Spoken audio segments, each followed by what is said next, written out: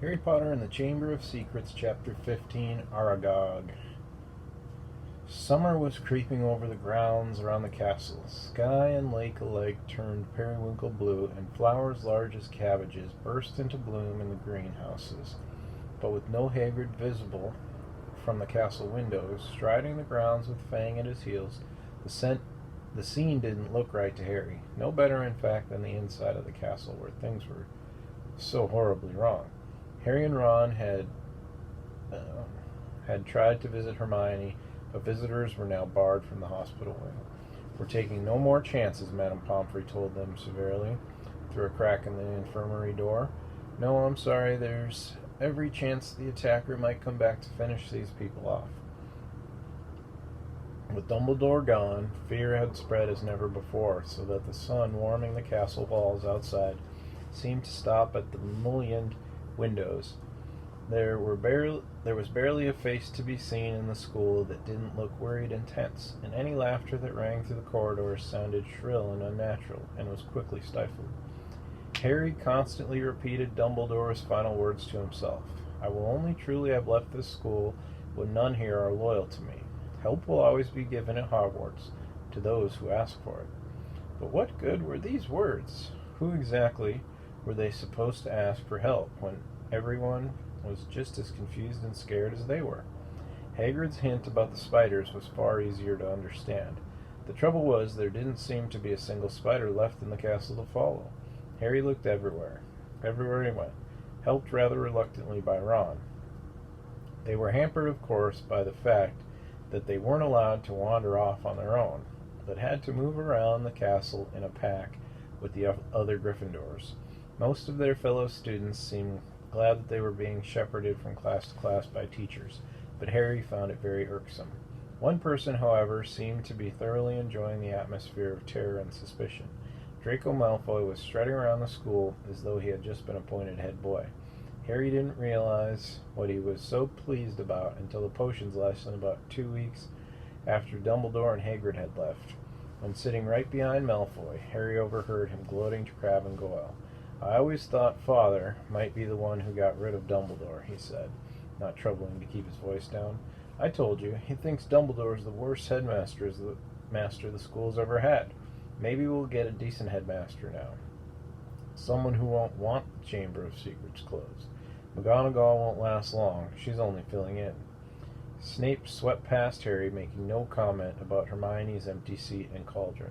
"Sir," said Malfoy loudly, "sir, why don't you apply for the headmaster's job?" "Not now, Malfoy," said Snape, though he couldn't suppress a thin-lipped smile. Professor Dumbledore has only been suspended by the governors. I dare say he'll be back with us soon enough." "Yeah, right," said Malfoy, smirking. "I expect you'd have Father's vote, sir, if you wanted to apply for the job. I'll tell Father you're the best teacher here, sir." Snape smirked as he swept off around the dungeon, fortunately not spotting Seamus Finnegan, who was pretending to vomit into his cauldron. "I'm quite surprised the mudbloods haven't all packed their bags by now," Malfoy went on.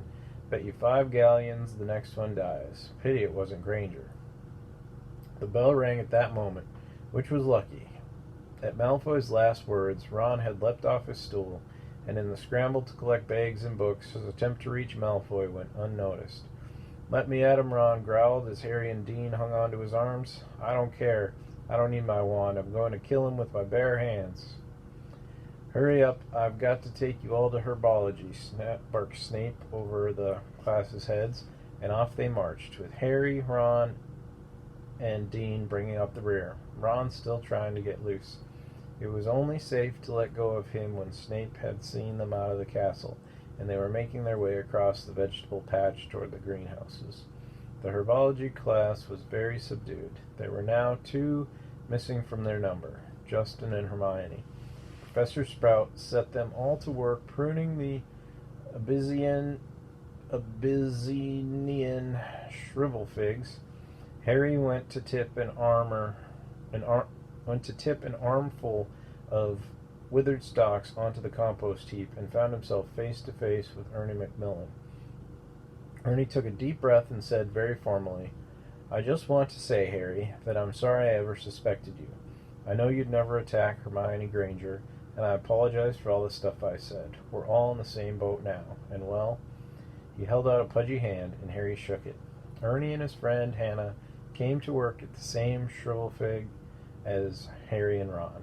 That Draco Malfoy character, said Ernie, breaking off dead twigs. He seems very pleased about all this, doesn't he? Do you know, I think he might be Slytherin's heir. That's clever of you, said Ron, who didn't seem to have forgiven Ernie as readily as Harry. Do you think it's Malfoy, Harry? Ernie asked. No, said Harry firmly, so firmly that Ernie and Hannah stared. A second later, Harry spotted something. Several large spiders were scuttling over the ground on the other side of the glass, moving in an unnaturally straight line as though taking the shortest route to a prearranged meeting.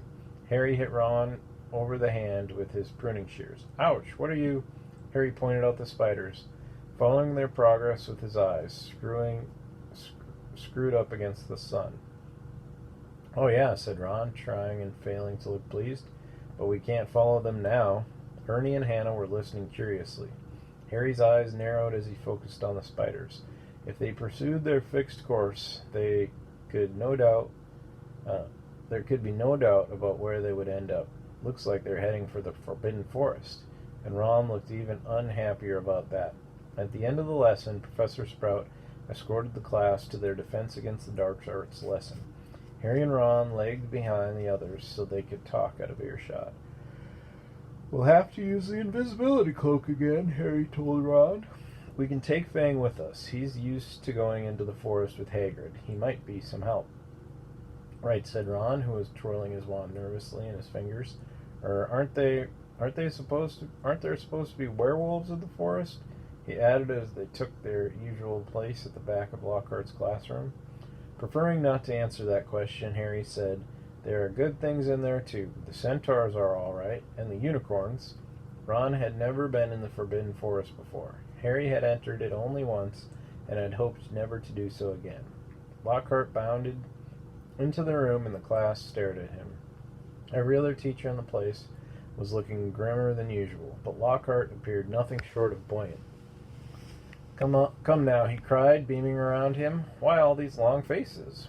People swapped exasperated looks, but nobody answered. Don't you people realize, said Lockhart, speaking slowly, as though they were all a bit dim, the danger has passed. The culprit has been taken away. Says who? Said Dean Thomas loudly. My dear young man, the Minister of Magic wouldn't have taken Hagrid if he hadn't been 100% sure that he was guilty, said Lockhart, in the tone of someone explaining that 1 and 1 made 2. Oh, yes, he would, said Ron, even more loudly than Dean. I flatter myself I know a touch more about Hagrid's arrest than you do, Mr. Weasley, said Lockhart in a self-satisfied tone.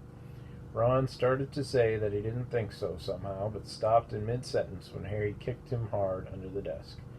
What? We weren't there, remember? Harry muttered. But Lockhart's disgusting cheeriness, his hints that he had always thought Hagrid was no good, and his confidence that the whole business was now at an end irritated Harry so much that he yearned to throw gadding with ghouls right in Lockhart's stupid face. Instead, he contented himself with scrawling a note to Ron. Let's do it tonight. Ron read the message, swallowed hard, and looked sideways at the empty seat, usually filled by Hermione.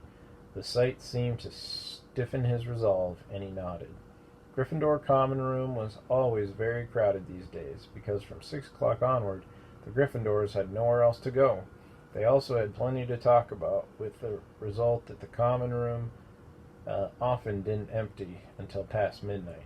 Harry went to get the invisibility cloak out of his trunk right after dinner, and spent the evening sitting on it, waiting for the room to clear.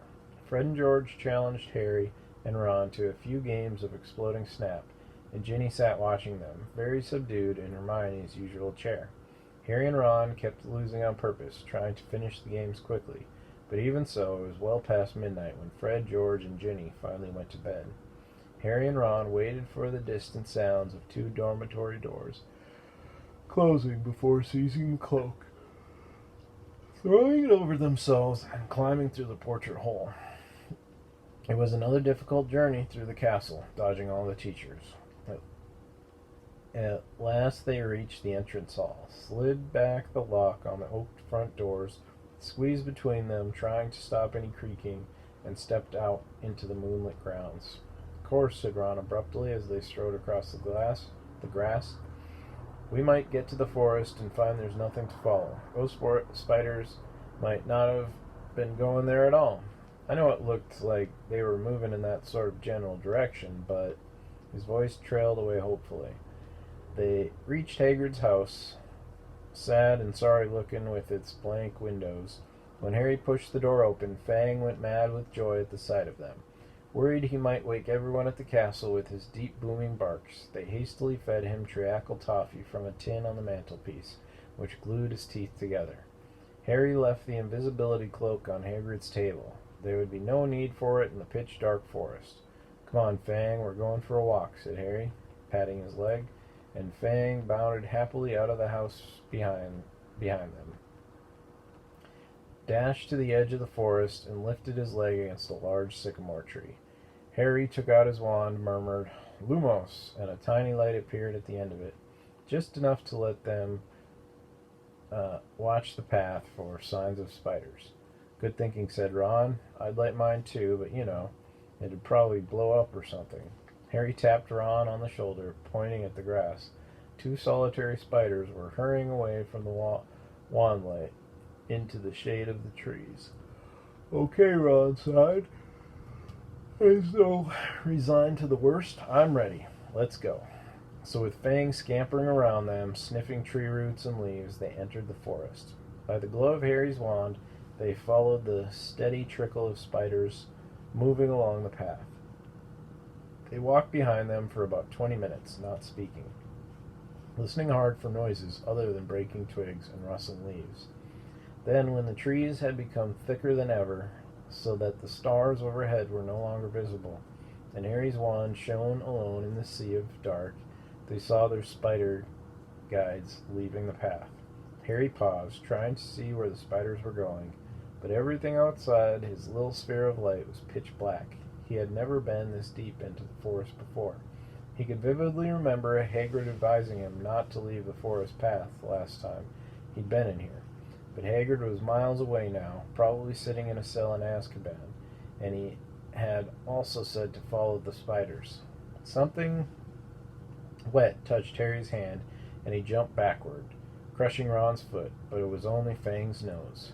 What do you reckon? Harry said to Ron, whose eyes he could just make out reflecting the light from his wand. We've come this far, said Ron. So they followed the darting shadows of the spiders into the trees. They couldn't move very quickly now. There were tree roots and stumps in their way, barely visible in the near blackness. Harry could feel Fang's hot breath on his hand. More than once they had to stop so that Harry could crouch down and find the spiders in the wand light. They walked for what seemed like at least half an hour, their robes snagging on low-slung branches and brambles. After a while, they noticed that the ground seemed to be sloping downward through the trees, though the trees were as thick as ever. Then Fang suddenly let loose a great echoing bark, making both Harry and Ron jump out of their skins. What? Said Ron loudly, looking around in the pitch dark and gripping Harry's elbow very hard. There's something moving over there, Harry breathed. Listen, sounds like something big. They listened. Some distance to their right, the something big was snapping branches as it carved a path through the trees. Oh no, said Ron. Oh no, oh no, oh. Shut up, said Harry frantically. I'll hear you. Hear me? Said Ron in an unnaturally high voice. It's already heard Fang. Darkness seemed to be pressing on their eyeballs as they stood terrified, waiting. There was a strange rumbling noise and then silence. What do you think it's doing? Said Harry. Probably getting ready to pounce, said Ron. They waited, shivering, hardly daring to move. Do you think it's gone? Harry whispered. Dunno. Then to their right came a sudden blaze of light, so bright in the darkness that both of them flung up their hands to shield their eyes. Fang yelped and tried to run, but got lodged in a tangle of thorns and yelped even louder. Harry, Ron shouted, his voice breaking with relief. Harry, it's our car. What? Come on. Harry blundered after Ron toward the light, stumbling and tripping, and a moment later they had emerged into a clearing. Mr. Weasley's car was standing empty in the middle of a circle of thick trees under a roof of dense branches, its headlights ablaze. As Ron walked open-mouthed toward it, it moved slowly toward him, exactly like a large turquoise dog greeting its owner. "It's been here all the time," said Ron, delighted, walking around the car. "Look at it. The forest turned it wild." The sides of the car were scratched and smeared with mud. Apparently it had taken to trundling around the forest on its own. Fang didn't seem at all keen on it. He kept close to Harry, who could feel him quivering. His breathing slowing down again, Harry stuffed his wand back into his robes. "We thought it was going to attack us," said Ron, leaning against the car and patting it. I wondered where it had gone. Harry squinted around on the floodlight ground for signs of more spiders, but they had all scuttled away from the glare of the headlights. "We've lost the trail," he said. "Come on, let's go and find them." Ron didn't speak. He didn't move. His eyes were fixed on a point some 10 feet above the forest floor, right behind Harry. His face was livid with terror. Harry didn't even have time to turn around. There was a loud clicking noise, and suddenly he felt something long and hairy seize him around the middle and lift him off the ground, so that he was hanging face down. Struggling, terrified, he heard more clicking, and saw Ron's legs leave the ground too. Heard Fang whimpering and howling. Next moment he was being swept away into the dark trees. Head hanging, Harry saw that what he had hold of him was marching in 6 immensely long, hairy legs, the front 2 clutching him tightly below a pair of shining black pincers. Below him he could hear another of the creatures, no doubt carrying Ron. They were moving into the very heart of the forest. Harry could hear Fang fighting to free himself from a third monster, whining loudly, but Harry couldn't have yelled even if he had wanted to. He seemed to have left his voice back with the car in the clearing. He never knew how long he was in the creature's clutches. He only knew that the darkness suddenly lifted enough for him to see that the leaf-strewn ground was now swarming with spiders. Craning his neck sideways, he realized that they had reached the ridge of a vast hollow, a hollow that had been cleared of trees, so that the stars shone brightly into the worst scene he had ever laid eyes on. Spiders, not tiny spiders like those surging over the leaves now. Spiders the size of cart horses, 8-eyed, 8-legged, black, hairy, gigantic. The massive specimen that was carrying Harry made its way down the steep slope toward a misty, domed web in the very center of the hollow, while its fellows closed in around it, clicking their pincers excitedly at the sight of its load. Harry fell to the ground on all fours as the spider released him. Ron and Fang thudded down next to him. Fang wasn't howling anymore, but cowering silently on the spot. Ron looked exactly like Harry felt. His mouth was stretched wide in a kind of silent scream, and his eyes were popping. Harry suddenly realized that the spider that had dropped him was saying something. It had been hard to tell, because he clicked his pincers with every word he spoke. Aragog, it called. Aragog. And from the middle of the misty, domed web, a spider the size of a small elephant emerged, very slowly. There was gray in the black of his body and legs, and each of the eyes of his ugly, pincered head was milky white. He was blind. "What is it?" he said, clicking his pincers rapidly. Men clicked the spider who had caught Harry. "Is it Hagrid?" said Aragog, moving closer, his 8 milky eyes wandering vaguely. "Strangers," clicked the spider who had brought Ron. "Kill them," clicked Aragog fretfully. "I was sleeping." "We're friends of Hagrid's," Harry shouted. His heart seemed to have left his chest to pound in his throat. Click, click, click went the pincers of the spiders all around the hollow. Aragog paused. Hagrid has never sent men into our hollow before, he said slowly. Hagrid's in trouble, said Harry, breathing very fast. That's why we've come. In trouble? Said the aged spider, and Harry thought he heard concern beneath the clicking pincers. But why has he sent you? Harry thought of getting to his feet, but decided against it. He didn't think his legs would support him. So he spoke from the ground as calmly as he could.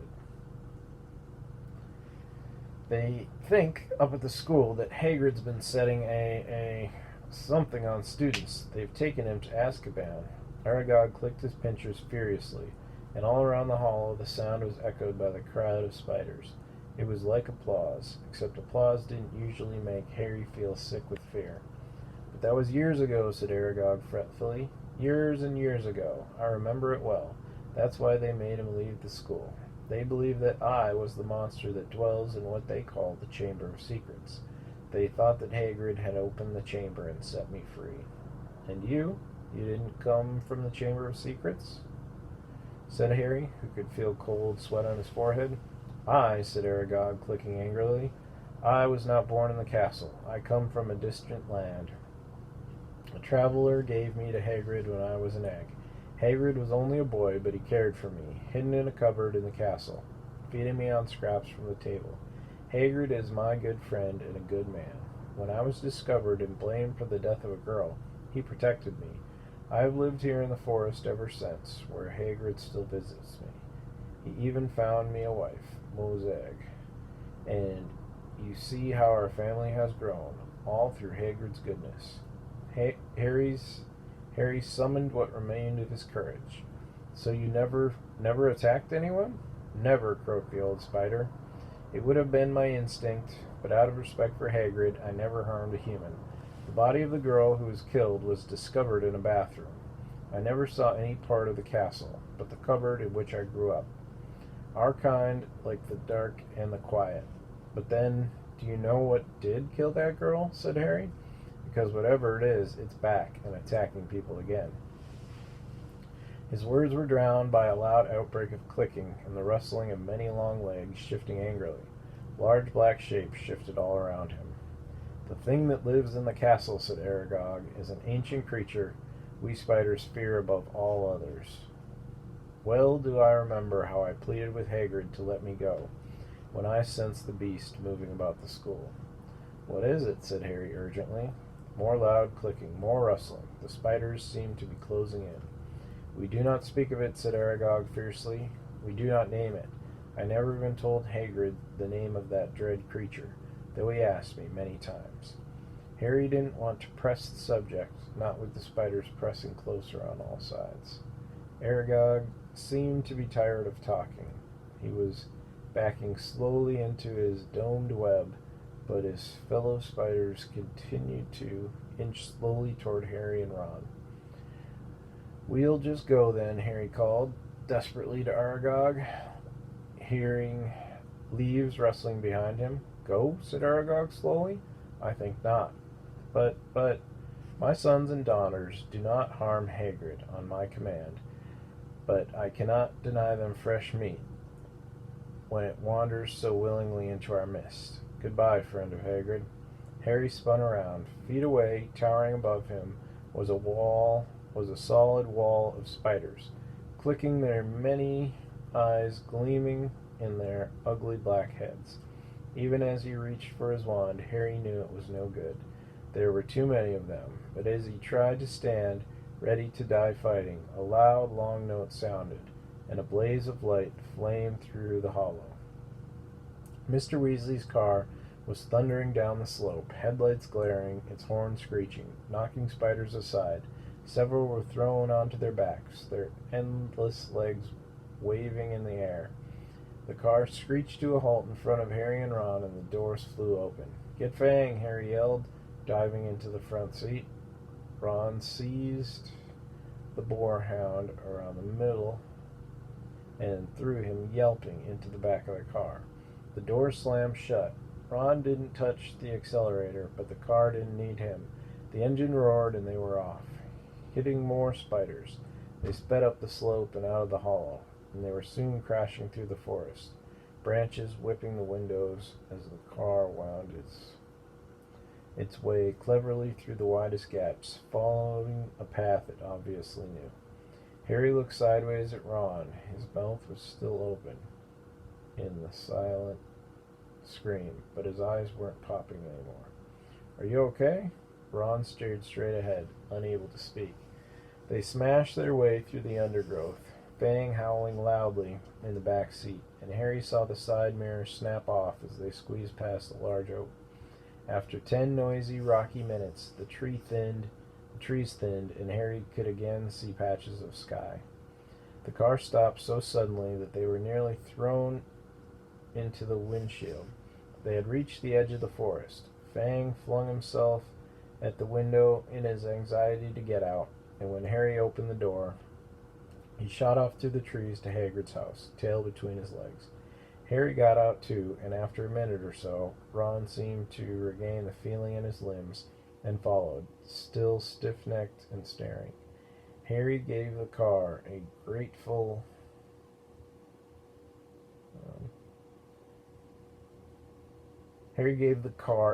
pat as it reversed back into the forest and disappeared from view. Harry went back into Hagrid's cabin to get the invisibility cloak.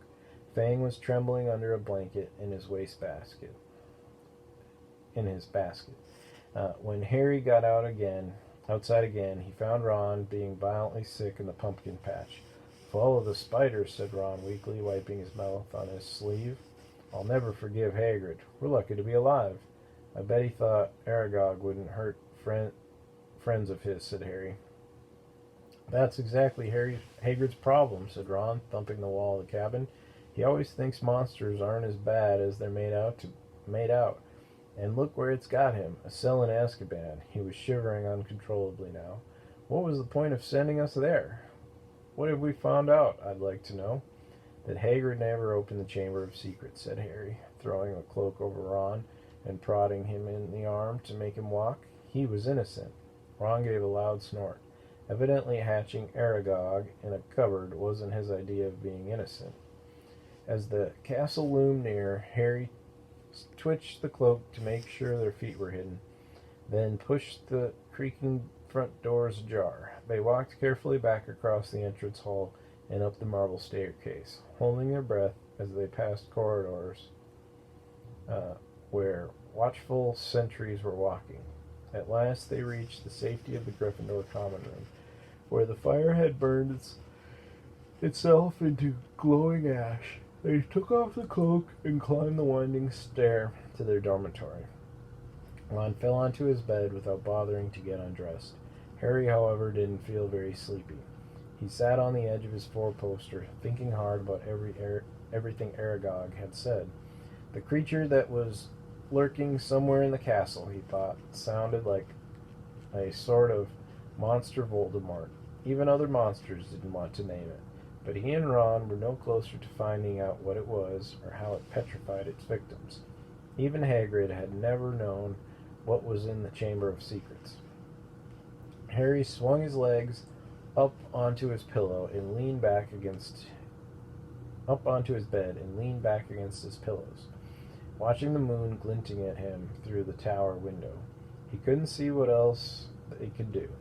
They had hit dead ends everywhere. Riddle had caught the wrong person, the heir of Slytherin had got off, and no one could tell whether it was the same person or a different one who had opened the chamber this time. There was nobody else to ask. Harry lay down, still thinking about what Aragog had said. He was becoming drowsy when what seemed like their very last hope occurred to him, and he suddenly sat bolt upright. "Ron," he hissed through the dark. "Ron!" Ron woke with a yelp like Fang's, stared wildly around, and saw Harry. "Ron, that girl who died. Aragog said she was found in a bathroom," said Harry, ignoring Neville's snuffling snores from the corner. "What if she never left the bathroom? What if she's still there?" Ron rubbed his eyes, frowning through the moonlight, and then he understood too. "You don't think—not Moaning Myrtle?"